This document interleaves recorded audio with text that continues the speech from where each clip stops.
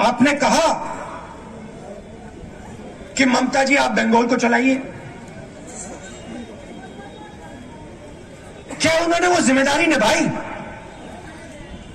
आपको लगता है कि ममता जी ने काम किया आपके लिए? कोई कह सकता है यहां पे हाँ ममता जी ने मेरे लिए काम किया, कुछ करके दिखाया? यहां पे ममता जी ने रोजगार दिया आपको, कॉलेज लगवाया, सड़क बनवाई, तो फिर क्या मतलब है?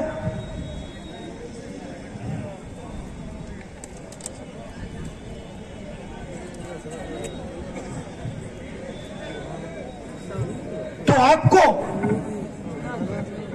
सोच समझ के हमारे गठबंधन को समर्थन देना है और हमारे जो एमएलए हैं उनको आप भारी बहुमत से जिताइए।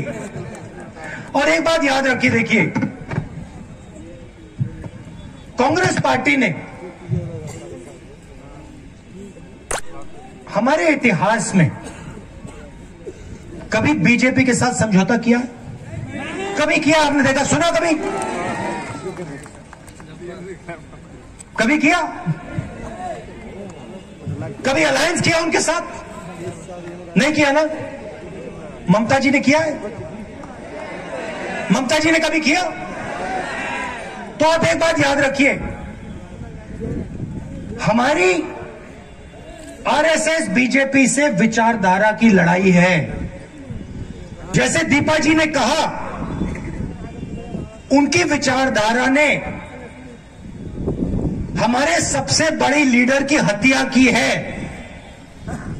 हमारे गुरु की हत्या की है, गांधी जी की हत्या की है। उस विचारधारा के खिलाफ हम खड़े रहेंगे, हम पीछे कभी नहीं हटेंगे, मर जाएंगे मगर नहीं हटने वाले। ममता जी की राजनीतिक लड़ाई है, अलग बात है। हमारी राजनीतिक लड़ाई है, मगर हमारी विचारधारा की लड़ाई है। हम उनके साथ मर जाएंगे मगर नहीं खड़े होंगे।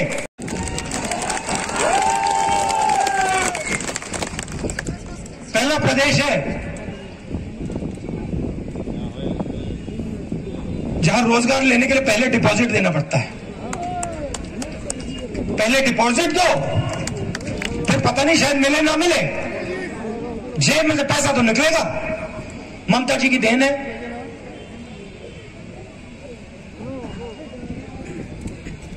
कहती है चुनाव के समय खेल होंगे।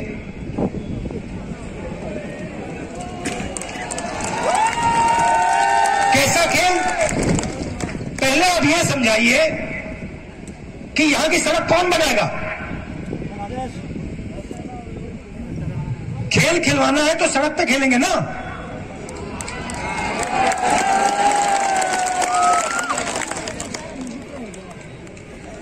यहां कॉलेज यूनिवर्सिटी कौन लगाएगा? खेल खेलना है तो उसके मैदान में खेलेंगे, वो तो आप देती नहीं।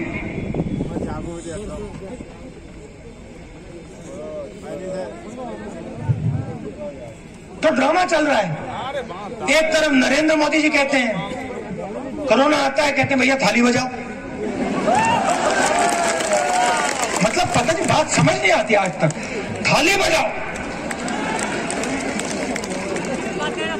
घंटे बजाओ, मोबाइल फोन की लाइट ऑन कर दो, कोरोना भाग जाएगा। ये हिंदुस्तान के प्रधानमंत्री हैं।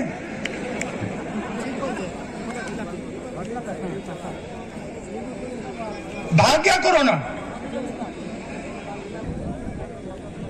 और देखो क्या नुकसान हुआ।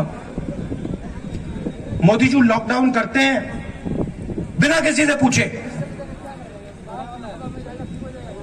आपके लिए इतनी भी जगह होगी, वो ऐसा काम कभी नहीं कर सकता है। वो मर जाएगा मगर ऐसा काम नहीं करेगा। और जब मजदूर हाथ जोड़ के कहते हैं भैया हमें बस का टिकट दिलवा दो, ट्रेन ट्रेन का टिकट दिलवा दो, वापस घर जाना चाहते हैं, बंगाल जाना चाहते हैं। तो समर बंगला वाला आदमी कहता है नहीं हम तुम्हें नहीं देंगे, नहीं रोक सकता है। और ऐसी आग लगेगी कि बंगाल में उसको पहले किसी ने नहीं देखा होगा। तो हम यहां चुनाव नहीं लड़ रहे हैं,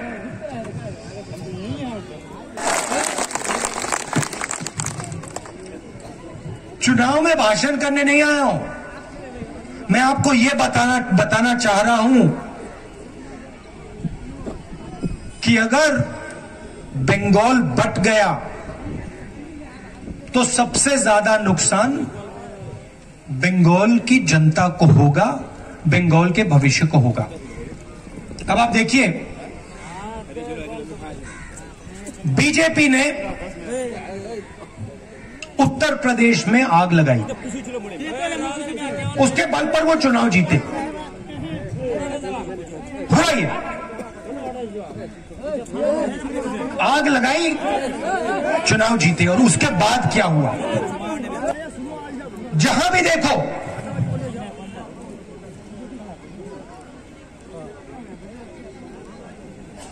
लोग कोरोना से मर रहे हैं। चीफ मिनिस्टर कोई समझ नहीं,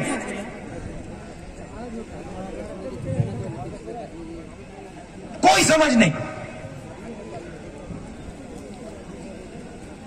विकास की बात करो, कुछ नहीं हुआ। 8 बजे रात को हिंदुस्तान के प्रधानमंत्री टीवी पे आते हैं, कहते हैं भाई और बहनों मुझे 500 रुपए 1000 रुपए का नोट अच्छा नहीं लगा, मैंने उसको रद्द कर दिया, खत्म कर दिया उसको। काले धन के खिलाफ लड़ाई है, कर दी काले धन के खिलाफ लड़ाई।